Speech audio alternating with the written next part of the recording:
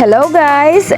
This is me again, La Arnie, and welcome to La Arnie's Buro Vlog. And for today's video nga guys ay mag-share lang ako sa inyo ng kaunting kalaman tungkol sa fistula. Ano nga ba ito? Mamaya ay malalaman nyo yan. But before that ay ipapakilala ko muna kayo kay Ate Ai. So ayan, that time ay nasa center po ako kasi nga meron naman akong dialysis. So, ayan si Ate Ai, tawagin natin. So, this is Ate Ai guys, and 10 years na po siya na dialysis patient. But look at her, napakaganda at napakalakas pa din. Hindi mo talaga akalain na isa siyang dialysis patient pag nakita niyo siya sa personal. But wait, may dumating. O, ayan, si Ma'am Jess. Oops, inulit niya pa talaga. So, that is Ma'am Jessa, isa sa napakaganda at mababait na nurses sa center namin. And syempre, eto na naman yung partner ko na kausap ko na naman for almost 4 hours during my dialysis session since mag-isa lang din ako sa center. But, hayaan na lang natin muna siya dyan. Focus muna tayo guys doon sa sinasabi kong pagbibigay kaalaman ko or pagbibigay ng kaunting kaalaman tungkol sa fistula. So ano nga ba yung fistula? So hashtag dialysis awareness muna tayo for today. Hayaan mo siyang magdadaldal dyan. So ayun nga guys, meron po kasi kaming tinatawag na fistula.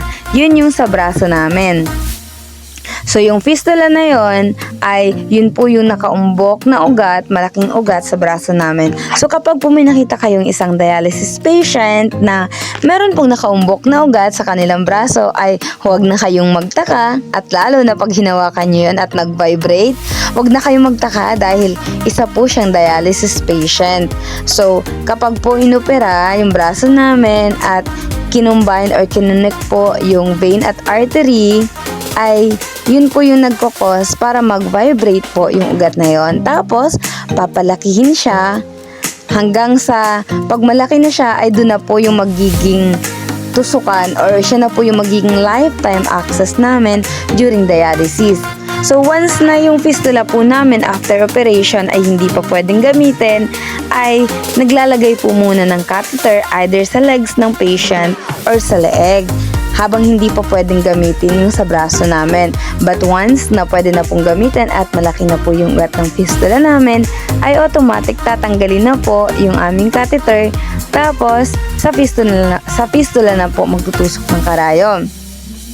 Bakit nga ba kino-combine yung artery at vein, tapos bakit kailangan mag-vibrate siya? So ayun guys, kapag kasi kinumbine yung artery at vein ay yun yung tendency na mag-vibrate siya para matulak palabas at papasok yung dugo para maging maganda yung flow ng dugo namin during dialysis. Kasi nga po, di ba, kami mga dialysis patients ay yung dugo namin ay dinadialyze sa machine.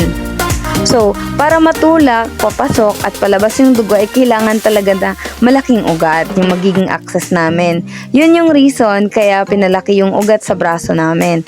Ayan, kung makikita nyo, napakalaki naman talaga ng karayom na tinutusok dyan. Tapos ayan po, nagto-terminate na dyan si Ma'am Julie.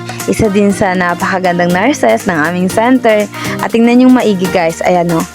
Ayan po yung vibration ng aking fistula. So kapag nakita nyo kami ng mga dialysis patients sa personal, tapos hinawakan nyo yung braso namin at nag-vibrate, hindi naman po kami si Volta, pero talagang natural na may vibration po dyan. Anyway, yan na po yung aming lifetime access. So sana ay maintindihan nyo na kapag meron kayong nakitang may malaking ugat ay wag nyo naman sanang pag-isipan ng kung ano. Bagkos ay ipagdasal nyo na sana ay gumaling, ganon. Anyway, ayan guys. Ayan po yung inopera sa akin, yung malaking ugat na yan, nakaumbok na yan. Tapos ayan, after nyan guys ay napakahapdi talaga, lalo na kapag tinusok pa lang yung karayom.